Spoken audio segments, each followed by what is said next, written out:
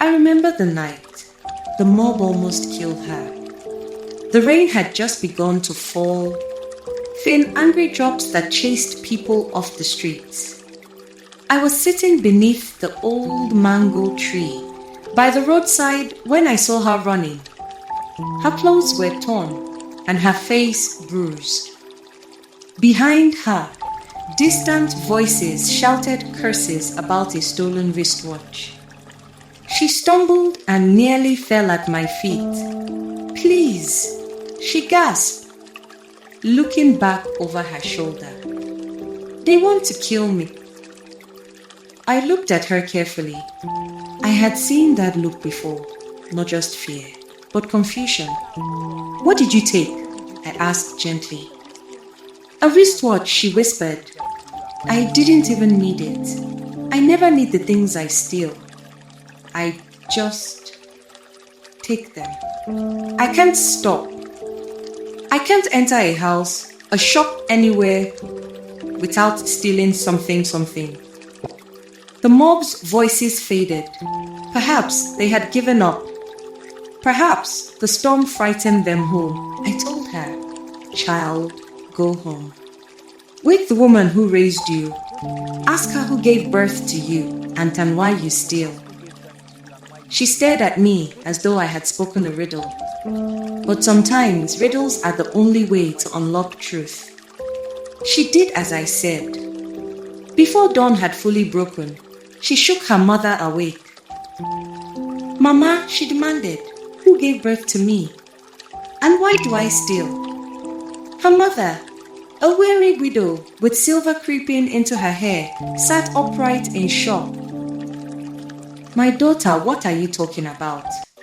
But the girl insisted. She would not let the question rest. And so, with trembling hands, her mother told the truth she had buried for over 20 years. You are not the one I gave birth to, she confessed. Your father and I found you at our doorstep one Tuesday morning. You were wrapped in cloth with a note pocked inside. We had prayed for a child for years. We believed God had answered us. The girl felt the ground shift beneath her.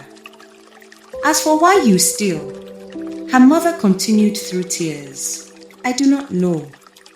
God knows I don't. But I will give you the note. It bears the name of a town and a family.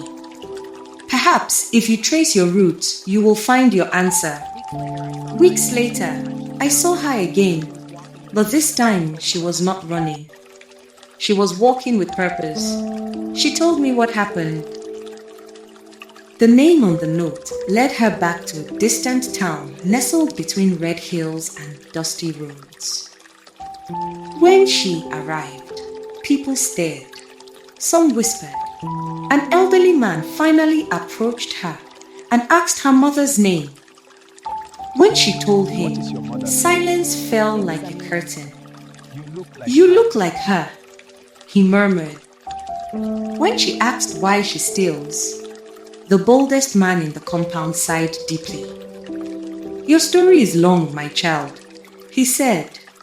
Your grandmother once accused another woman of stealing, but she was the thief. In those days, stealing was a heinous crime. The innocent woman was beaten to death. As she lay dying, she cursed your grandmother. She swore that her entire generation would be thieves. Silence filled the air. When your mother married your father, she did not know he stole for a living. Everything they owned was stolen. The yams he brought home, the goat meat for pepper soup, even the bench they sat on. When she discovered the truth, she was already pregnant with you. She swore her child would not grow into a thief. She believed that if she gave you away, the curse would not follow. His voice broke. Your parents are both gone now. You have a stepbrother and sister in the city. The curse has touched them too. We have searched everywhere for a solution. We were told the curse would be broken through the first child of the bloodline. He looked at her steadily. The gods have returned you to us.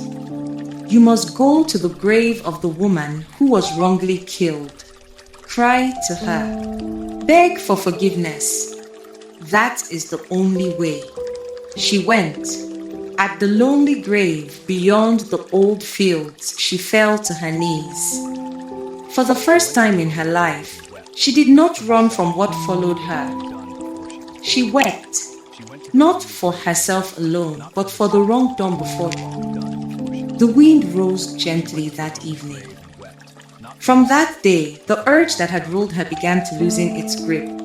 She no longer saw things and had the urge to steal it. She lived a good and better life. And that is how the girl who could not stop stealing began, finally, to live free. The end.